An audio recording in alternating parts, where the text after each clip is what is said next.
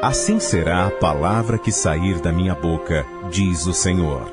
Ela não voltará para mim vazia. Antes, fará o que me apraz e prosperará naquilo para que a enviei. Acompanhe agora a poderosa pregação da Palavra de Deus, ministrada pelo pastor João Ribe Palharim, em um dos encontros de paz e vida. Um oferecimento dos pregadores do telhado. Feliz a nação cujo Deus é o Senhor. Por favor, abra no livro de Apocalipse, capítulo 21, versículo 5. E assim que você achar, veja se ao teu lado tem alguém sem a palavra de Deus. Se aproxime da pessoa, mesmo que você não a conheça, e divida com ela essa leitura. Mostre aonde nós vamos ler. Apocalipse, capítulo 21, versículo 5. Acharam? Está escrito assim: E o que estava sentado sobre o trono disse: Eis que faço novas todas as coisas. E disse-me: Escreve, porque estas palavras são verdadeiras e fiéis. Amém, igreja? Eu vou ler de novo. Você sabe que aquele que está sentado sobre o trono é Deus. Aquele que tem o poder criador é Deus. E ele está dizendo aqui, o versículo está dizendo: E o que estava sentado sobre o trono disse: Eis que faço novas todas as coisas. E disse-me: Escreve, porque estas palavras são verdadeiras e fiéis. Amém? Quando Deus fala, Ele cumpre. Tudo que Ele fala, Ele cumpre. E Ele disse que vai fazer tudo novo.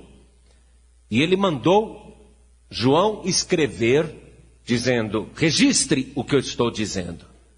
Registre, porque estas palavras são fiéis e verdadeiras. Então agora eu leio e toda a igreja repete em seguida. Vamos lá. E o que estava sentado, bem alto, e o que estava sentado sobre o trono disse: Eis que faço novas todas as coisas. E disse-me: Escreve, porque estas palavras são verdadeiras e fiéis. Verdadeira, porque Deus não mente jamais. E fiel, porque Deus não se engana e nem engana. Ele cumpre aquilo que promete. Quem acredita nisso? Então desocupe as tuas mãos e vamos dar a melhor salva de palmas para a palavra de Deus. Com alegria, igreja, acreditando mesmo que estas palavras são verdadeiras e fiéis. Aplaude na esperança, na expectativa de que aquilo que Deus falou e mandou registrar e escrever, Ele vai cumprir. Aplaude e dá glória, como quem diz: obrigado, meu Deus, porque um dia o Senhor vai fazer novas todas as coisas. Isso, aplaude, aplaude e dá glória. Senhor nosso Deus e nosso Pai, Deus verdadeiro, Deus fiel, nós estamos te glorificando, te aplaudindo, te bendizendo, porque sabemos que o Senhor é verdadeiro, que o Senhor é fiel, que o Senhor cumpre o que promete. Nós te glorificamos diante da expectativa de que um dia o Senhor vai fazer novas todas as coisas. Pai bendito, a tua palavra vai ser pregada agora. Venha o Senhor e tome o lugar do pregador, tome a boca do pregador, use, Senhor, agora os lábios do pregador e fale com cada pessoa que está aqui na igreja, fale com cada pessoa que está ouvindo pela rádio. Remove todo obstáculo, tudo que se opõe à pregação da tua palavra, retira agora e envia a tua palavra, e que ela vá e produza o resultado para o qual está sendo mandada. Em nome do Senhor Jesus, diga amém, Jesus. Glória a Deus. Podem se assentar. Muito bem, nós já acreditamos. E Deus, que vai fazer tudo novo, vai eliminar algumas coisas. Nesse novo estado de coisas que Deus já tem planejado e que Ele vai fazer, Deus decidiu que 7 coisas não farão parte do novo céu e da nova terra. Serão 7 coisas que não existirão nesse novo estado de coisas e nesse novo céu e nessa nova terra que Deus está preparando. Quero começar essa leitura com você, aqui no livro de Apocalipse mesmo, no capítulo 21, no versículo 1. João escreveu assim, ele estava em estado de arrebatamento espiritual, ele estava vendo coisas que nunca ninguém tinha visto, e ele escreveu, e vi um novo céu e uma nova terra, porque já o primeiro céu e a primeira terra passaram, e o mar já não existe. Se você quiser anotar aí, a primeira coisa que você não vai ver no mundo futuro será o mar. E é interessante, justamente o mar não existir mais. Porque nós sabemos, através da leitura do primeiro livro da Bíblia, do primeiro capítulo, que o Espírito de Deus se movia sobre a face das águas e que a vida vai surgir através das águas. Os cientistas confirmam isso.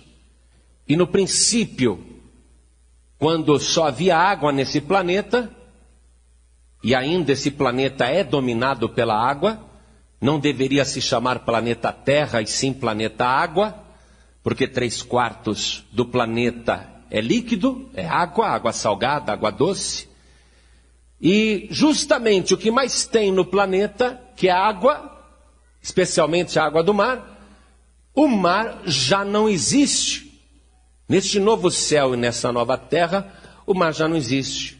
Eu estava outro dia contemplando o mar e eu entrei numa posição que eu não queria ver a terra, só a água.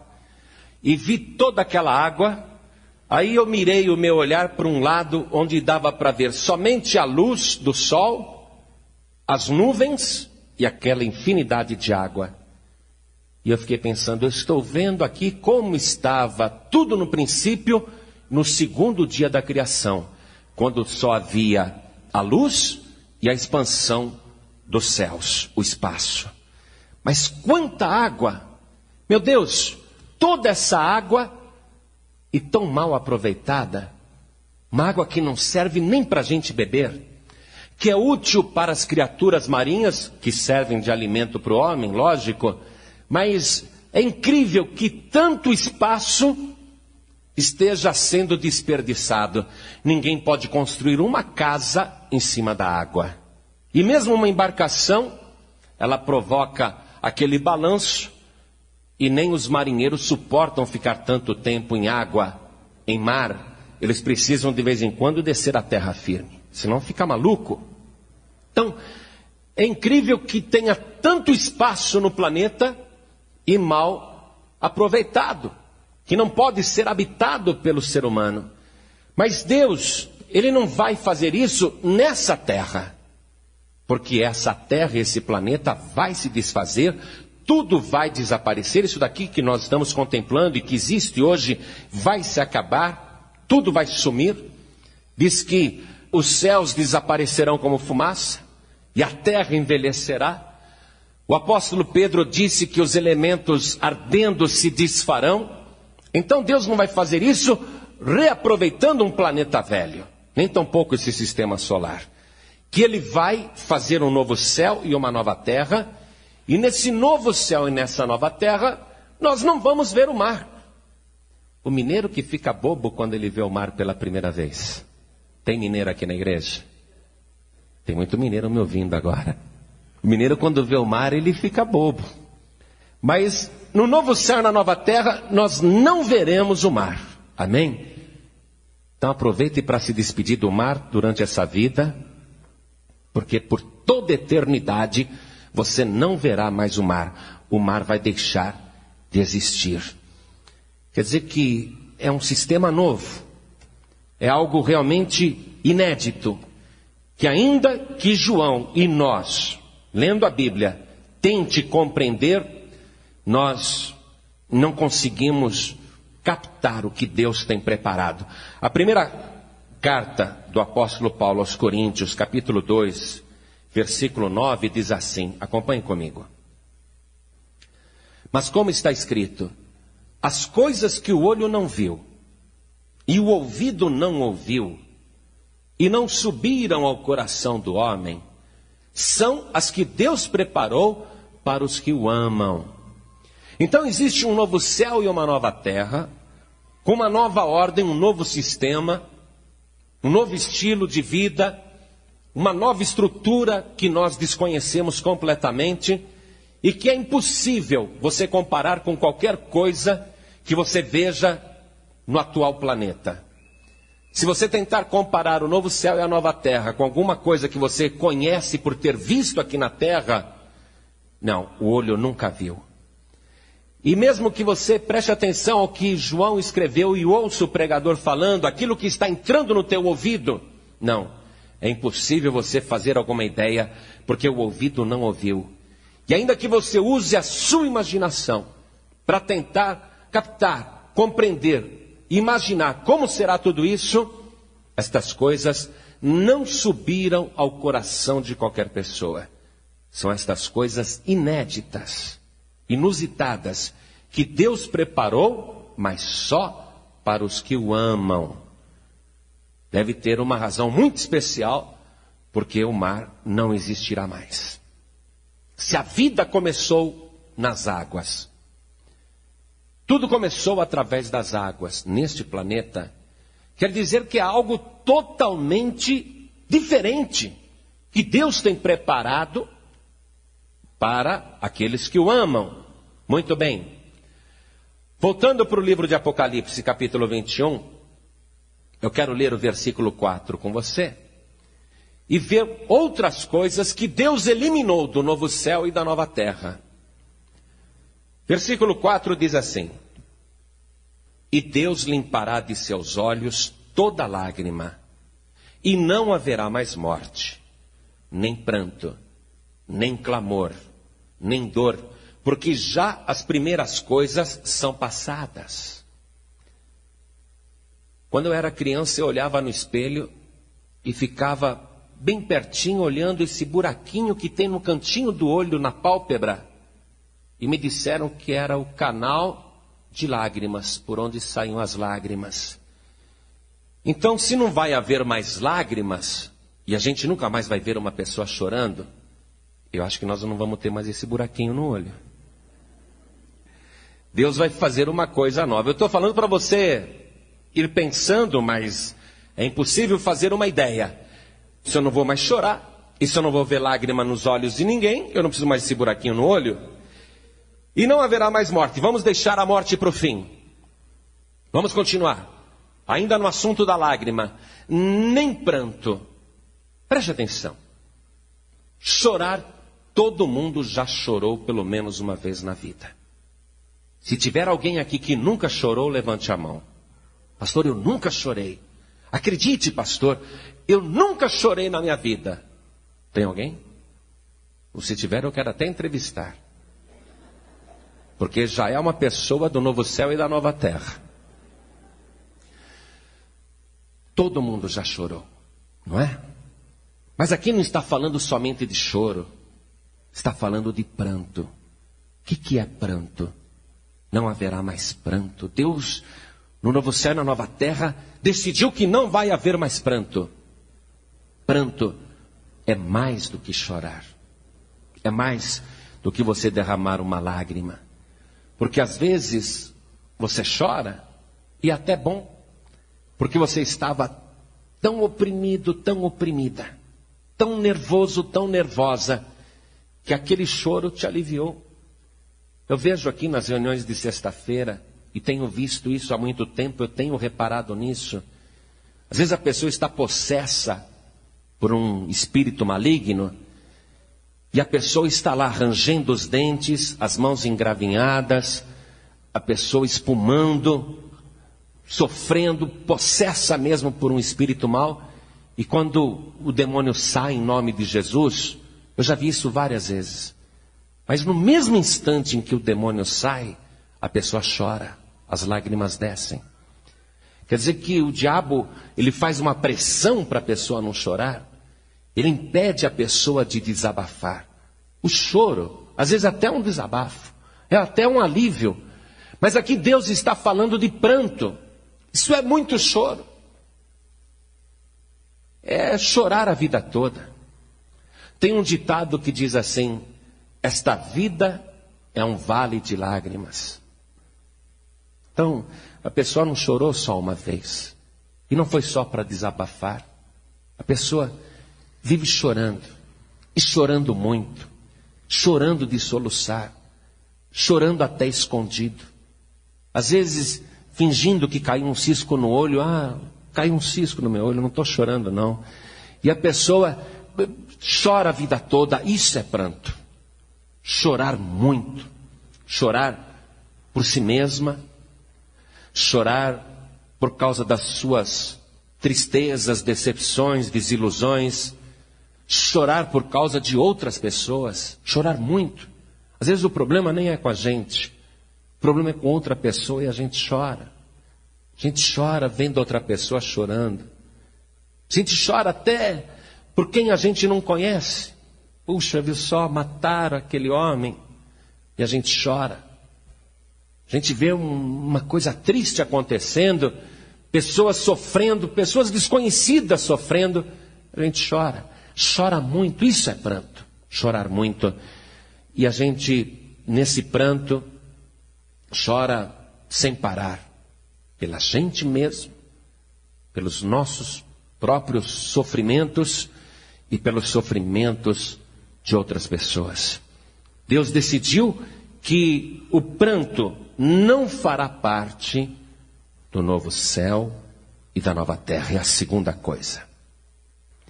Continuando aqui a leitura no versículo 4, depois está escrito que não haverá ali nem clamor.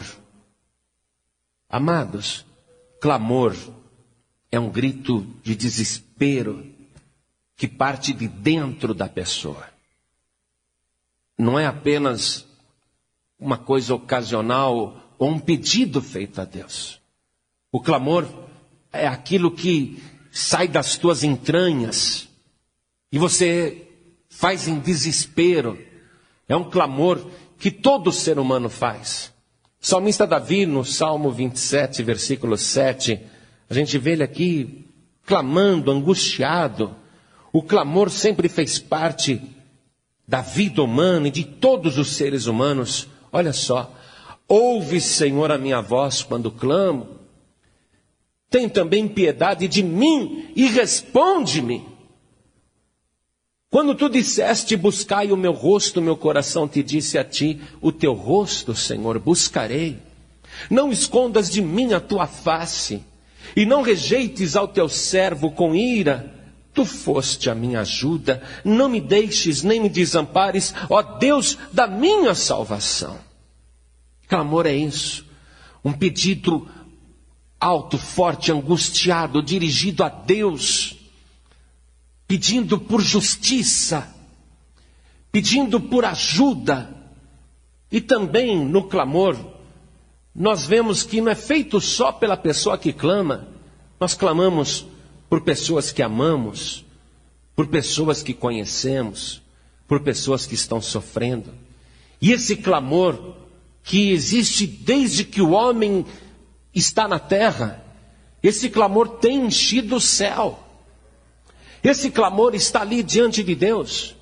Imagine bilhões de pessoas durante milhares e milhares de anos clamando sempre, clamando por justiça, clamando por ajuda, clamando por socorro, pedindo com desespero, gritando para Deus. E parece que a resposta não vem.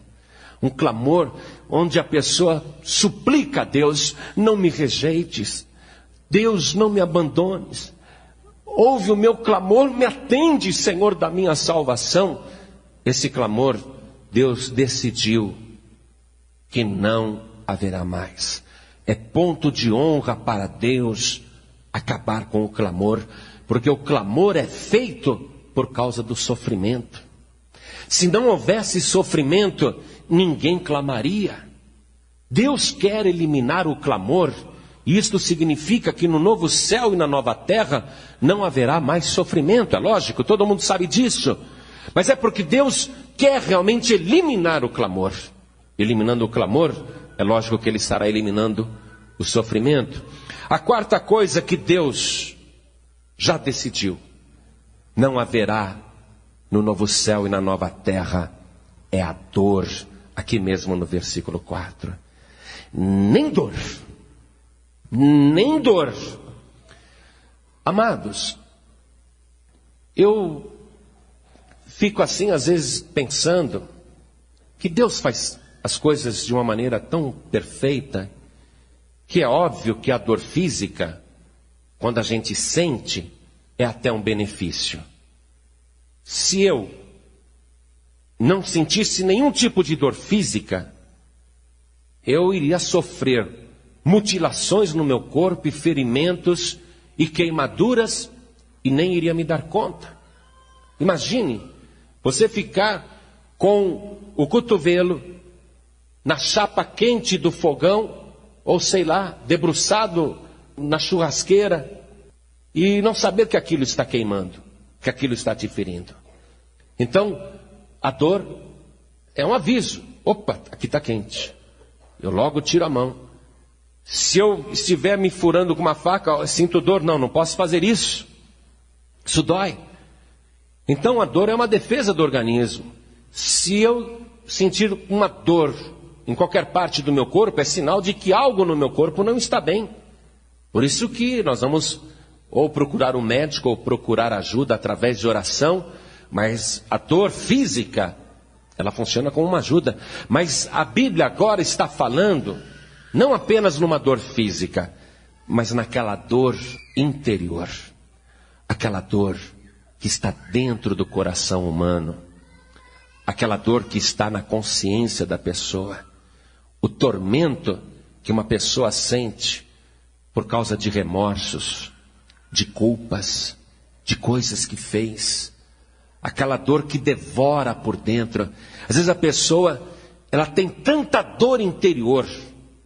A dor no seu coração é tão grande que ela quer morrer. Aquela dor dilacera a sua alma, tira o seu ânimo, faz a pessoa pensar em suicídio.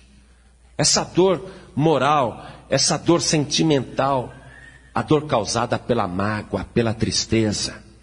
Deus decidiu que as pessoas que o amam, que viverão no novo céu e na nova terra, não sentirão nem dor física, lógico, nem dor física, e muito menos essa dor sentimental, essa dor interior que está dentro do ser humano. Não mais pesar, não mais aflição, não mais mágoa, não mais remorso, não mais culpa. A dor não existirá mais. É a quarta coisa que Deus decidiu, que as pessoas que o amam e que viverão com Ele no futuro não sentirão mais. Se você é uma pessoa que sofre muito, se você é uma pessoa que tem muita dor interior, Deus está dizendo: os que viverem comigo no futuro não sentirão dor. Dor em todos os sentidos, mas muito pior do que a dor física é a dor interior. Não haverá mais dor. Quinta coisa que Deus já decidiu: eliminou, não vai ter mais, está acabado. Deus decidiu que não haverá mais praga, que não haverá mais morte, que não haverá mais maldição. Deus decidiu que no novo céu e na nova terra não haverá mais maldição contra qualquer pessoa. Apocalipse capítulo 22, versículo 3. E ali nunca mais, olha só, nunca mais haverá maldição contra alguém. Quer dizer que a maldição não é de Deus. Amém, igreja? Deus está dizendo: ali não haverá mais maldição contra alguém. Se você é uma pessoa que roga praga ou deseja males para os outros, você não está preparado e dificilmente poderá participar do novo céu e da nova terra. Porque Deus já decidiu que ali não haverá maldição. E ali nunca mais haverá maldição contra alguém, contra qualquer pessoa. Amado, amada, se aqui nesta vida você torce para que alguém se dê mal, se aqui nesta vida você roga a praga para que a pessoa pague caro, para que ela sofra, você ainda não se converteu, você ainda não compreendeu. A maldição não é de Deus, a maldição é do diabo. E Deus está dizendo, lá não haverá maldição contra alguém.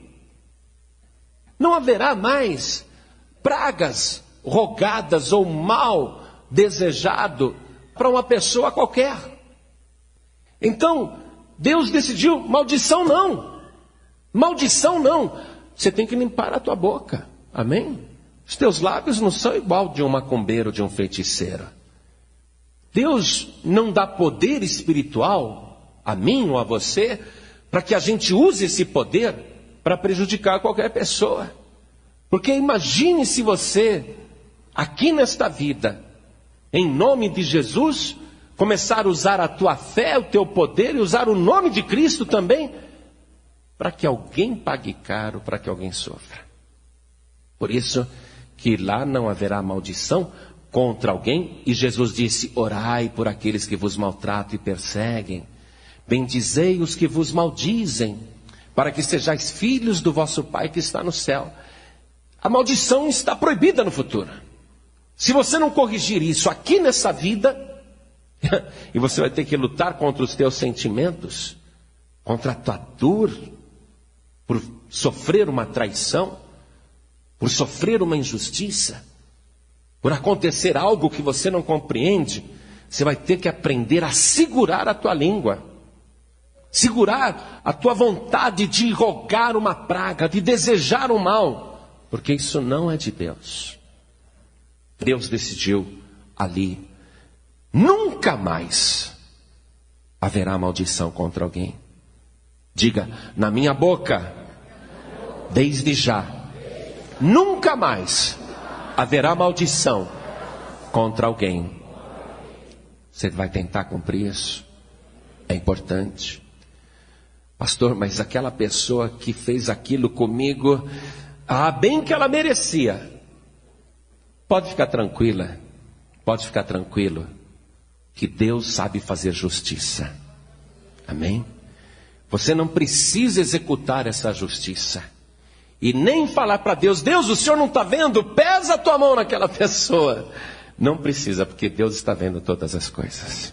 Não use o teu clamor, nem o teu pranto, nem a tua revolta, para desejar que qualquer pessoa se dê mal.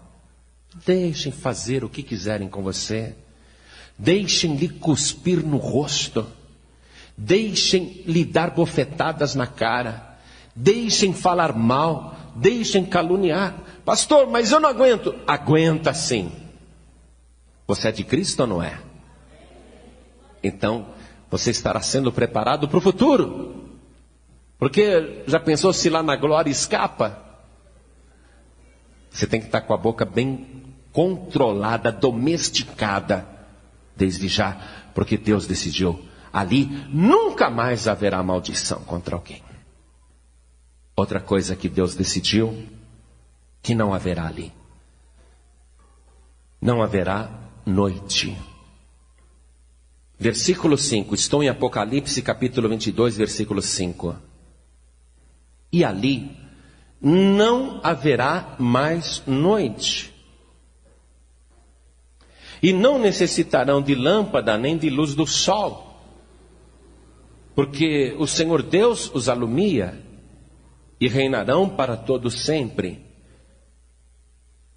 Um lugar onde não há noite, onde você não precisa de luz natural do sol, nem da luz artificial das lâmpadas. Um lugar onde a eletricidade não entra, e graças a Deus, onde não haverá apagão. Ali não haverá noite, e isso também é muito interessante, porque a noite hoje é uma bênção de Deus. Deus preza o descanso do ser humano e estabeleceu a noite para a nossa restauração de forças. Às vezes a gente fica pensando, meu Deus, por que chega de noite e eu quero dormir? Por que eu não fico na mesma disposição que eu estava durante o dia, tendo tanta coisa para fazer? Eu não poderia ficar acordado, dia e noite, sem parar, para dar conta de tanta coisa que eu tenho para fazer? Como a minha vida seria produtiva se eu não dormisse? Mas, por mais que você queira, chega a noite, te dá o sono. Aí você olha as criaturas, e você vê que até os animais, a maior parte, dorme à noite. Quem que ensinou o pardal que quando o dia está acabando, ele deve voar para o galho da árvore e em bando ali dormir? Quem ensinou ao gado que à noite deve dormir? Puxa, como é que todas as criaturas à noite pegam no sono? Cientistas descobriram agora, vou citar isso porque você vê como Deus trabalha. Eles descobriram que no nosso corpo tem algumas células que são como fotocélulas. Essas células só estão ativas por causa da luz. É um tipo de célula que tem no nosso corpo que ela só fica ativa pela incidência da luz. Quando você entra num lugar escuro, pode ser até durante o dia. Se você se trancar no seu quarto ao meio-dia, fechar portas e janelas, fechar a cortina, deixar tudo bem escuro, você vai pegar no sono. Porque essas células que Deus colocou no nosso corpo, elas se desligam na ausência de luz. Então, olha só, não haverá mais noite. Quer dizer que nós não vamos mais nos desligar. Nenhuma parte do nosso corpo vai se desligar. Aquilo que o olho não viu e o ouvido não ouviu e não subiram ao coração do homem, são as que Deus preparou para os que o amam. Então eu sei que eu não vou dormir. Eu sei que você não vai dormir. Eu sei que Deus planejou o seguinte para mim e para você. Deus planejou o seguinte: olha, no novo céu e na nova terra, que eu tenho preparado para os que me amam, há tantas delícias e coisas que você nunca viu e nunca imaginou, e tanto tempo, toda eternidade para desfrutar, que eu não quero que você perca o seu tempo, um minuto sequer. Em nenhum momento você vai fechar o teu olho para dormir. Em nenhum momento você vai perder qualquer minuto da tua eternidade, porque ali não haverá mais noite. Olha que coisa linda, você poder estar acordado, aceso o tempo todo. É importante. Já pensou? Se tivesse a noite na eternidade, eu iria passar metade da minha eternidade dormindo. Como você hoje passa um terço da tua vida, você passa dormindo, não é? 8 horas trabalhando, 8 horas com a família ou em outra atividade e 8 horas dormindo. Quer dizer que não haverá mais noite, eu não vou perder nenhum minuto da eternidade dormindo. Muito bem.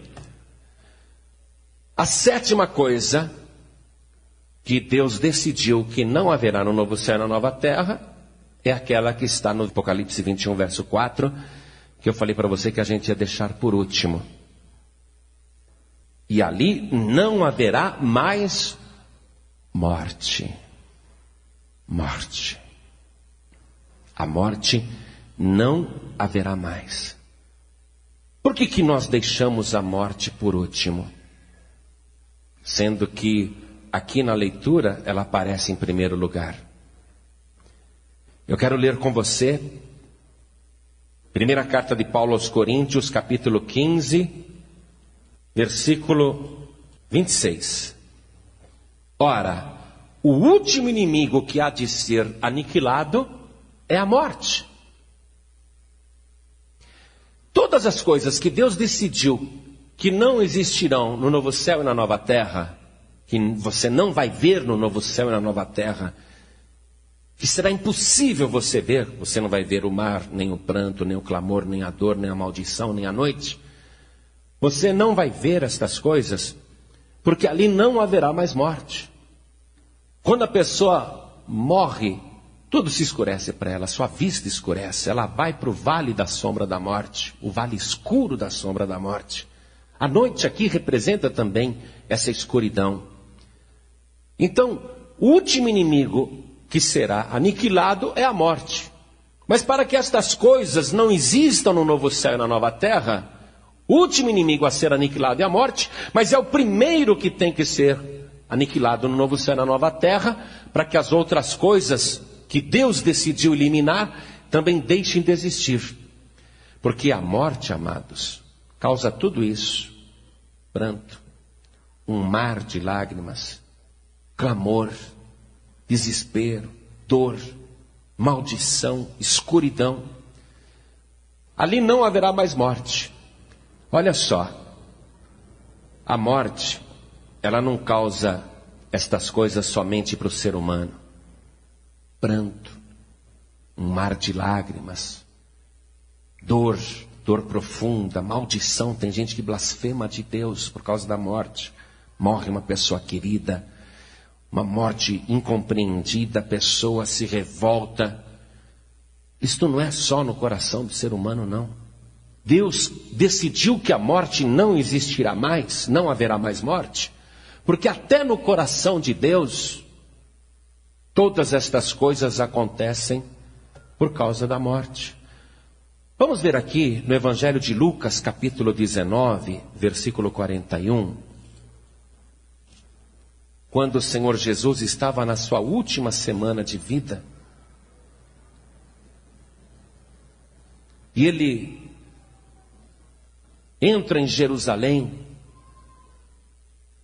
a cidade fervilhava de gente, porque era Páscoa, pessoas do mundo inteiro estavam ali, e as pessoas passavam por Jesus com tanta indiferença, e Jesus tinha se esforçado tanto e realizado tantos sinais, e ele viu aquela multidão completamente desorientada. Jesus Cristo chorou sobre Jerusalém. Está escrito assim no versículo 41. E quando ia chegando, vendo a cidade, chorou sobre ela. Por que Jesus está chorando? Chorou dizendo: ah, se tu conhecesses também, ao menos neste teu dia, o que à tua paz pertence.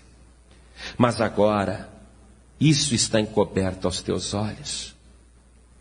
Porque dias virão sobre ti, em que os teus inimigos te cercarão de trincheiras, e te sitiarão, e te estreitarão de todas as bandas, e te derribarão, a ti e a teus filhos que dentro de ti estiverem, e não deixarão em ti pedra sobre pedra, pois que não conheceste o tempo da tua visitação. Jesus sabe que a cegueira espiritual daquelas pessoas vai levá-las à morte eterna, a uma desgraça, a um sofrimento. E ele chora, ele derrama ali o seu pranto, chora muito, porque ele sabe que a morte está rondando, cercando aquelas trincheiras, espreitando aquelas vidas, e elas não conhecem a oportunidade que receberam, que o Salvador está ali, e ele chora por causa disso, por causa da morte. A morte causa tudo isso. Jesus chorou aqui em Jerusalém, porque sabia que essas pessoas iam morrer, porque essas pessoas não tinham conhecido o tempo da visitação, porque elas estavam cegas espiritualmente. Chorou por causa da morte iminente dessas pessoas. E você vai ver Jesus chorando outra vez por causa da morte. João capítulo 11, versículo 35, está escrito que diante do túmulo de Lázaro, Jesus chorou. É impossível, amado, amada, ser feliz no novo céu e na nova terra se a morte continuar existindo. De que me adianta viver num paraíso se a morte continua acontecendo? Se pessoas boas, preciosas, talentosas continuam morrendo. Se pessoas queridas, pessoas amadas, pessoas que nós queremos junto de nós para sempre, como que alguém poderia ser feliz eternamente se a morte continuasse acontecendo? A morte fez Jesus chorar. Chorar por aqueles que iam morrer, por não reconhecer o tempo da visitação, e chorar por aqueles que já estavam mortos, como Lázaro. Deus tem formulado um plano, uma estratégia, para executar no novo céu e na nova terra, algo que seja não apenas novo, mas que garanta que nenhuma destas coisas estarão lá. Nem mar, nem pranto, nem clamor, nem dor, nem maldição, nem noite, nem morte. E ele tem isso formulado através de uma só pessoa. Atenção, através de uma só pessoa. Segunda carta de Paulo a Timóteo, capítulo 1, versículo 10. Está escrito assim: e que é manifesta agora, pela aparição de nosso Salvador Jesus Cristo, o qual aboliu a morte. Aboliu quer dizer eliminar, acabar com ela, extinguir. O qual aboliu a morte e trouxe à luz a vida e a incorrupção, olha só, pelo Evangelho. Então Deus, que tem planejado coisas extraordinárias e inéditas para aqueles que o amam, vai realizar tudo isso através de uma só pessoa, e o seu nome é Jesus Cristo, através do Evangelho. Por isso que a pregação do Evangelho é importantíssima. Jesus afirmou e deu a ordem: ide por todo mundo e pregai o Evangelho a toda criatura. Olha só, Deus vai fazer tudo isso através de Jesus, mas pelo Evangelho. É algo impressionante. E o Evangelho, esse livro que eu tenho em mãos, e que você também tem, e que você está acompanhando comigo, é o manual de Deus para fazer todas essas coisas. Olha só, e que é manifesta agora pela aparição de nosso Salvador Jesus Cristo, o qual eliminou a morte e trouxe à luz a vida e a incorrupção. Nosso corpo é corruptível, amados. Nosso corpo envelhece. A gente às vezes nem percebe, mas quem fica sem nos ver ou sem te ver durante um mês, quando olha outra vez fala: puxa, como envelheceu. Às vezes você olha no espelho e compara com uma fotografia tua de 10, 15, 20 anos atrás e fala: como eu era diferente. O nosso corpo é corruptível e ele vai se acabando. Jesus Cristo, ele eliminou a morte e trouxe à luz a vida e a incorrupção. Jesus Cristo, depois de ressuscitado, amados, não envelheceu mais. Olha só, ressuscitou com 33 anos e meio de idade, mas agora ele não está com 2.000 anos e 35 de idade. Ele continua jovem, eternamente jovem. Ele extinguiu a morte e trouxe à luz a vida e a incorrupção pelo Evangelho. Então esse livro aqui é fundamental. Se eu quero participar do novo céu e da nova terra, tem que ser através do nosso Salvador Jesus Cristo, que é o único que pode nos trazer a vida e a incorrupção, mas eu tenho que conhecer o Evangelho. E o Evangelho, quando eu estudo, me mostra como que isso vai ser feito. Vamos comigo na primeira carta de Paulo aos Coríntios, capítulo 15, versículo 53. Porque convém que isto que é corruptível se revista da incorruptibilidade, e que isto que é mortal se revista da imortalidade. E quando isto que é corruptível se revestir da incorruptibilidade, e isto que é mortal se revestir da imortalidade, então cumprir-se-á a palavra que está escrita: tragada foi a morte na vitória. Onde está, ó morte, o teu aguilhão? Onde está, ó inferno, a tua vitória? A morte tem um aguilhão, amados. Aguilhão é ferrão. E quando a Bíblia diz: onde está, ó morte, o teu aguilhão? Onde está, ó morte, o teu ferrão? Uma palavra estranha para dizer sobre a morte, mas quando o escritor colocou essas palavras, ele tinha em mente os insetos que têm um ferrão, e que quando ferrou uma pessoa, que nem o marimbondo, que nem a abelha, o zangão, quando pica uma pessoa, olha só, deu aquela ferroada, doeu, que sofrimento, como dói uma ferroada. Mas aquele inseto que saiu voando, ele vai morrer por causa dessa ferroada que deu. Porque quando ele ferroou, quando aquele ferrão ficou na tua carne e doeu, causou sofrimento, dor, tem gente que até desmaia por causa de uma ferroada, e aquele inseto saiu voando, ao sair voando e deixando o ferrão ali na sua carne, ele deixou também parte do seu intestino, deixou também parte do seu abdômen. Aquele inseto sai voando, feliz porque deu a ferroada, mas aí ele vai se enfraquecendo,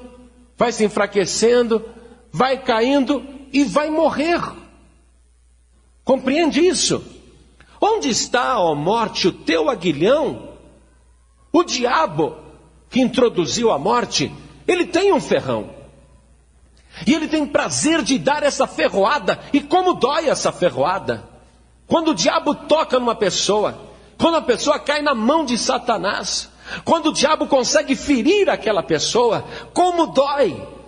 E o diabo, ele sai por aí feliz, mas ele sabe que vai morrer. Olha só, ele é a própria morte. Ele mata e fica feliz por matar, sabendo que ele também vai morrer, sabendo que ele também vai ser eliminado. Mas olha só, olha que palavra maravilhosa. E quando isto que é corruptível se revestir da incorruptibilidade, e isto que é mortal se revestir da imortalidade, então cumprir-se-á a palavra que está escrita: tragada foi a morte na vitória. Que vitória é esta? Onde está, ó morte, o teu ferrão? Onde está, ó inferno, a tua vitória? Ora, o aguilhão da morte é o pecado, e a força do pecado é a lei. Mas graças a Deus que nos dá a vitória por nosso Senhor e Salvador Jesus Cristo. Satanás, você pode ferir o corpo mortal, mas esse corpo vai ser revestido de imortalidade. Só você vai morrer, Satanás, porque eu estou com Jesus Cristo. Este Jesus que ressuscitou e está eternamente jovem, é eternamente jovem, ele tem o poder de transferir para aqueles que acreditam nele a incorruptibilidade, a imortalidade. A pessoa se reveste de Cristo e automaticamente está se revestindo dessa imortalidade. Atenção, nós somos filhos de Adão naturalmente. Nós temos que nos tornar filhos de Deus. Nós temos que mudar a nossa natureza. O Evangelho, que tem aqui o manual que eu preciso, diz aqui mesmo na primeira carta aos Coríntios, capítulo 15, versículo 47. Aí mesmo, acompanhem comigo, versículo 47. O primeiro homem da terra é terreno, quer dizer, Adão. O segundo homem, o Senhor, é do céu. Qual o terreno, tais são também os terrenos. E qual o celestial, tais também os celestiais. E assim como trouxemos a imagem do terreno, assim traremos a imagem do celestial. E agora digo isto, irmãos, que carne e sangue não podem herdar o reino de Deus, nem a corrupção herda a incorrupção. Quer dizer que o corpo que vai viver no novo céu e na nova terra tem que ser um corpo igual de Cristo. Como que é o corpo de Cristo? É aquele corpo que morreu na cruz do Calvário, é o corpo que ele viveu aqui nesse planeta, mas é um corpo glorificado, é um corpo transformado. Através dessa transformação que o Senhor Jesus recebeu na ressurreição, ele pôde, por exemplo, entrar no cenáculo onde os discípulos estavam escondidos com medo dos romanos e dos judeus. Jesus entrou ali com as portas e janelas fechadas. Aparecia e desaparecia.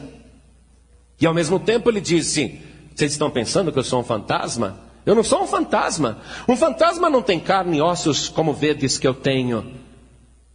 Então, Jesus Cristo tem uma nova natureza. Então, a pessoa que é de Cristo vai ser igual a Cristo. Se você não tem Cristo, você é igual a Adão, teu corpo é corruptível e mortal. Mas se você é igual a Cristo, ou se torna igual a Cristo, o teu corpo se torna incorruptível e imortal. Tal o terreno, isto é, como foi Adão, todos os homens são. Tal como Cristo, aqueles que recebem Jesus como Salvador se tornam semelhantes a Ele. O Evangelho de João capítulo 1, versículo 12 está escrito: mas a todos quantos o receberam, deu-lhes o poder de serem feitos filhos de Deus, a saber, aos que creem no seu nome. Quando uma pessoa entrega a vida para Jesus, vem sobre ela esse poder, que a reveste de incorruptibilidade, e que a reveste de imortalidade. Continuando a leitura. Eis aqui vos digo um mistério, estou lendo o versículo 51. Na verdade, nem todos dormiremos, mas todos seremos transformados. Num momento, num abrir e fechar de olhos, ante a última trombeta, porque a trombeta soará, e os mortos ressuscitarão incorruptíveis, e nós seremos transformados. Atenção, igreja.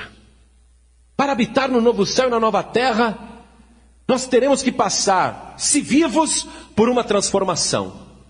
E se já estivermos mortos, os mortos ressuscitarão incorruptíveis. Isto é, não com o corpo envelhecido, não com o corpo doente, não com o corpo que faleceu por causa daquela doença, mas o corpo que a pessoa tinha quando possuía saúde. O corpo incorruptível, quando a sua vida estava bem, quando a pessoa era jovem, quando a pessoa era forte. Nós seremos transformados. Como é que isso vai ser feito? Ao tocar da trombeta. E a trombeta soará. No momento, no abrir e piscar de olhos, olha só. A trombeta soará. Os que são de Cristo vão ser identificados de alguma maneira sobrenatural, que somente Deus e o Espírito Santo conseguem distinguir, e os anjos também. Deve haver sobre nós algo que no mundo espiritual nos torna evidentemente diferentes, que mostra que nós somos de Cristo. As pessoas que nos olham no mundo, elas talvez nem notem nenhuma diferença, ainda que muitos digam: você tem algo diferente. O que é?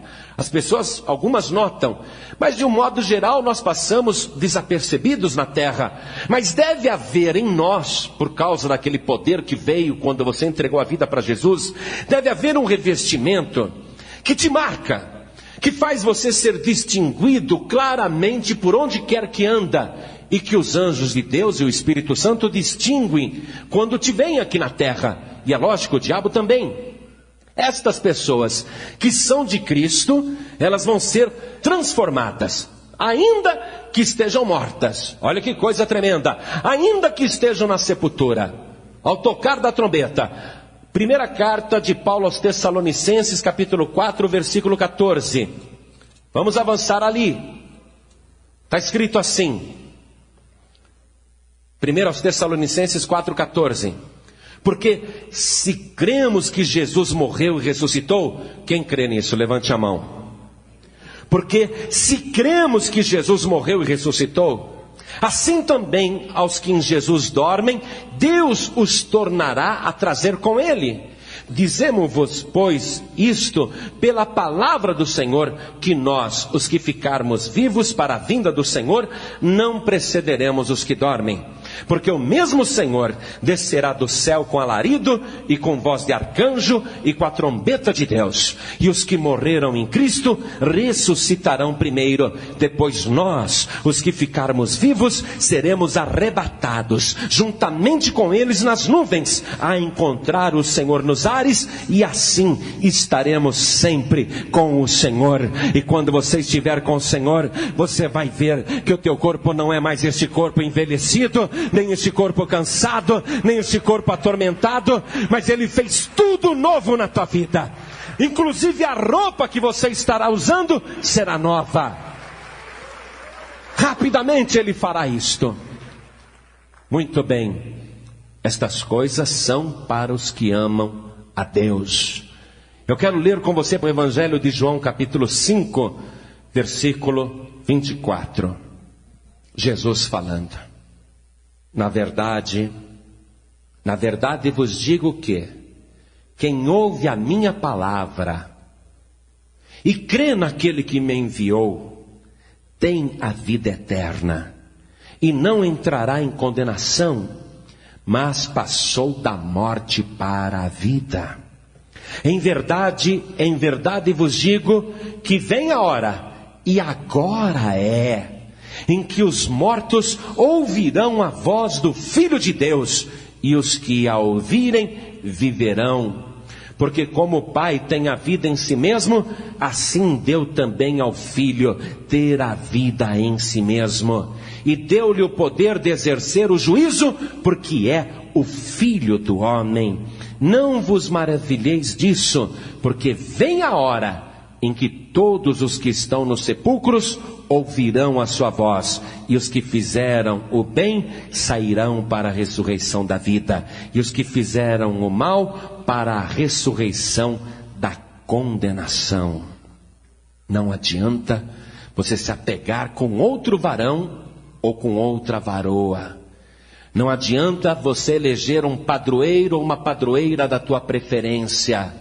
Não adianta você dizer, eu me dou melhor com o kardecismo. Ah não, eu me dou melhor com as religiões da Índia. Ah, eu acho o budismo excepcional. Eu me sinto melhor com o budismo. Você pode até se dar bem com essas religiões, mas vai se dar mal no final, porque o único que tem poder sobre a morte, aquele que tirou o ferrão da morte da sua própria carne, e está vivo pelos séculos dos séculos, e vai voltar para ressuscitar os que morreram em Cristo, e vai transformar os vivos, é Jesus Cristo. Ninguém mais, só Ele salva. Só Ele pode te manter eternamente vivo. Só Ele pode te conduzir para o novo céu e para a nova terra. Só Ele vai poder permitir que você confirme que lá não haverá mar, nem pranto, nem clamor, nem dor, nem maldição, nem noite e nem morte. E você viu que interessante? Tudo pelo Evangelho. Tudo pela palavra. Como que as pessoas ouvindo um homem pregar, uma pessoa pregando, como que a pessoa pode receber tamanha transformação? Parece incrível, mas é assim mesmo. Na verdade vos digo que quem ouve a minha palavra e crê naquele que me enviou, tem a vida eterna e não entrará em condenação, mas passou da morte para a vida. Ele tem poder, só Ele. Quando a gente diz a você, meu querido e minha querida, você precisa entregar tua vida para Jesus. Você precisa receber Jesus Cristo como teu único, suficiente e exclusivo Salvador. É condição, amado. É condição, amada. Eu louvo a Deus porque hoje você está ouvindo esta palavra. Olha só, ouvindo a palavra, crendo, possui a vida eterna. Passou da morte para a vida. A morte não terá mais poder sobre você. Você está olhando para mim e não está vendo. Eu estou olhando para muitos aqui e também não estou vendo. Mas o céu nos observa. O inferno nos vê. E há um revestimento poderoso sobre nós. Há algo resplandecendo na nossa vida. E uma declaração eterna que diz da parte de Deus: ferrão da morte não pode tocar esta vida, porque esta vida é de Jesus Cristo. Esta pessoa pertence a Cristo. Está reservada para a eternidade. Passou da morte para a vida. Quem é que pode me matar? Quem é que pode te matar? Ninguém mais. Ninguém mais. Ainda que pegue o nosso corpo, por enquanto mortal, e nos lancem na sepultura, e dissolvam o nosso cadáver com ácido, de modo que não fique nem um fio de cabelo, nem um restinho de osso, ainda que desapareçam com o nosso, por enquanto, corpo mortal, ainda que você não seja mais visto, esse revestimento poderoso continuará marcando o lugar da tua sepultura e da tua morte, e é ali mesmo que você vai ouvir a voz de Jesus Cristo, dizendo: sai da sepultura. Você vai ouvir a voz do Senhor, como Lázaro ouviu e ressuscitou. É uma garantia que Ele dá, e eu creio. Por isso eu tenho a vida eterna. Eu passei já da morte para a vida. Se você está ouvindo e está crendo, você já passou da morte para a vida. Estas coisas têm que ser feitas oficialmente, claramente, publicamente. Entregar a vida para Jesus é uma solenidade. Você tem que confessar Jesus como teu único, suficiente e exclusivo Salvador diante dos homens. Não é por acaso que a pessoa tem que vir à frente.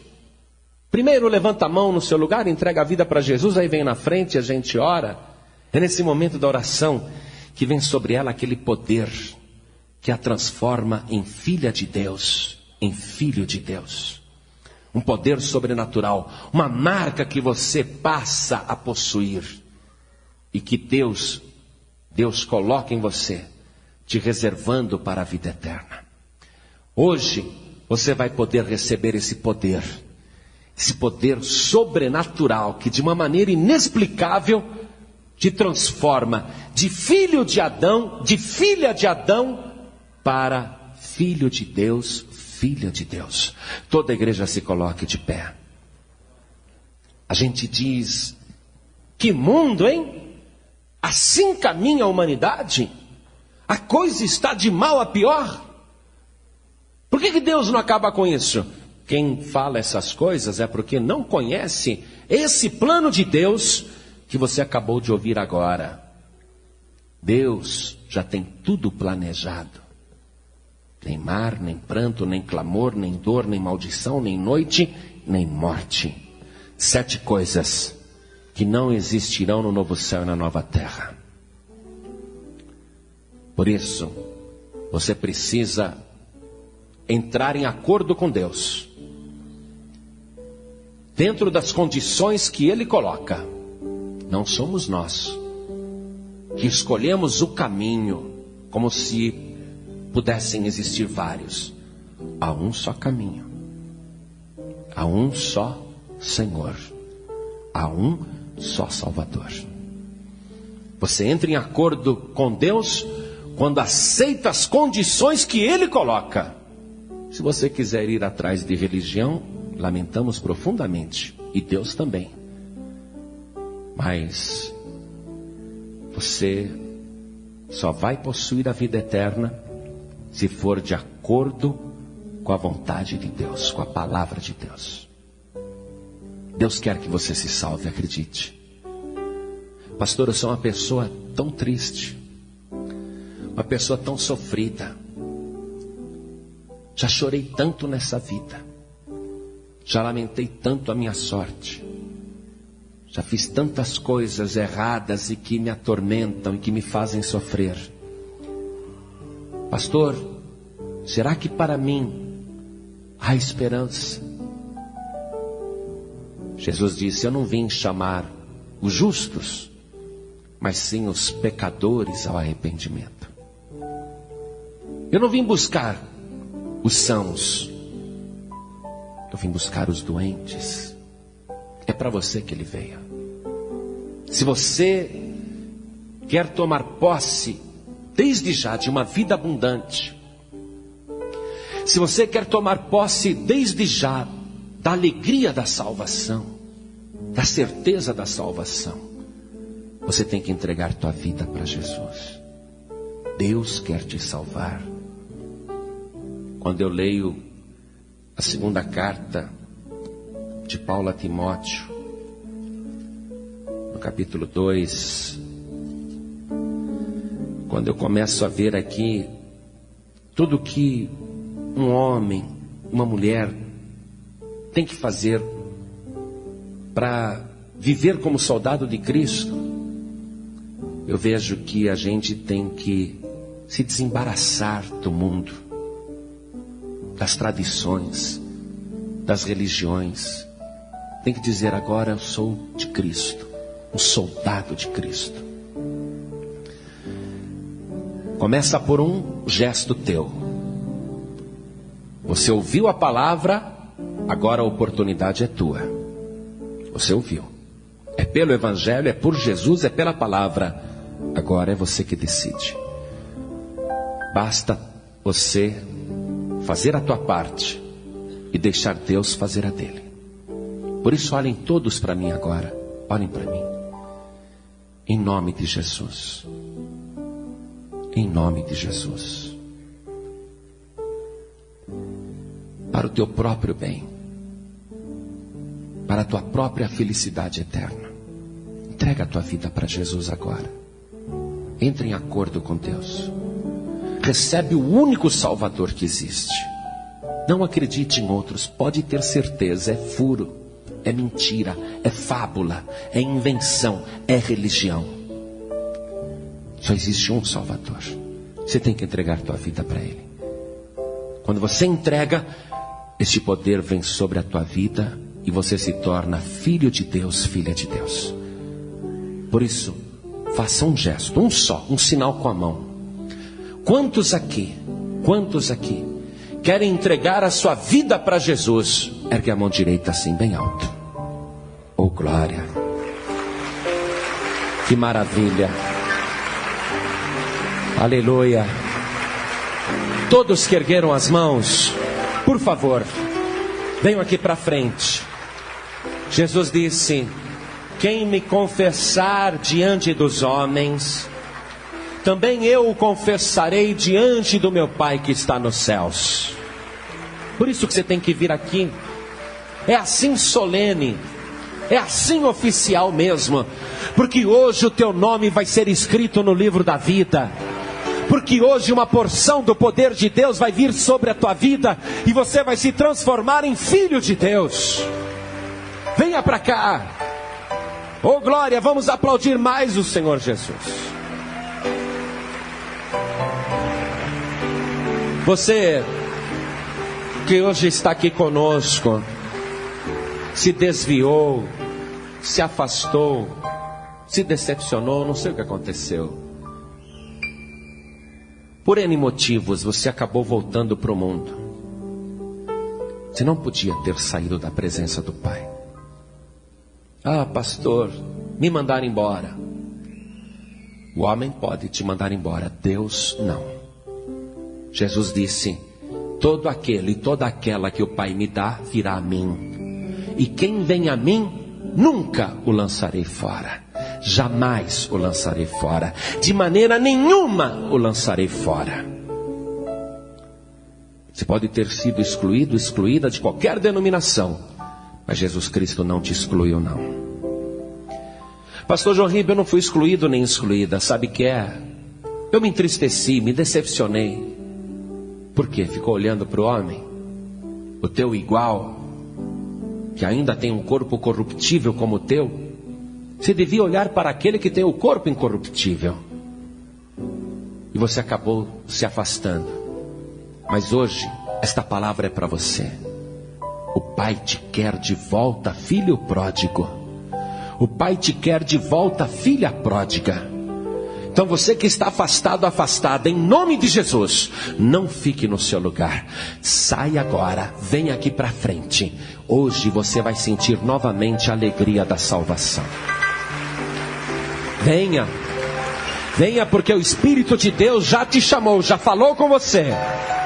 Venha porque agora chegou a hora. Vem a hora e agora é, disse Jesus. Esta é a tua hora, venha para cá agora.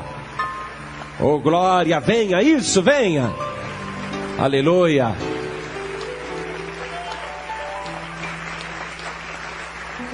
Quem está ouvindo pela rádio, em casa, se ajoelhe ao lado da rádio. Quem estiver dirigindo, coloque a mão direita sobre o coração. Nós aqui na igreja vamos nos ajoelhar também. Coloque a mão direita assim sobre o teu coração. Quem está em casa ou no carro também. Ore comigo. Meu Deus e meu Pai,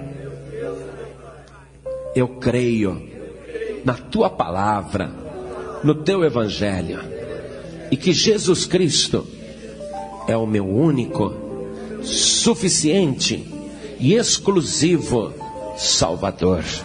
Pai querido, perdoa agora os meus pecados e escreve o meu nome no livro da vida e faz vir agora sobre mim este poder sobrenatural que me transforma em teu filho e que me garante a vida eterna.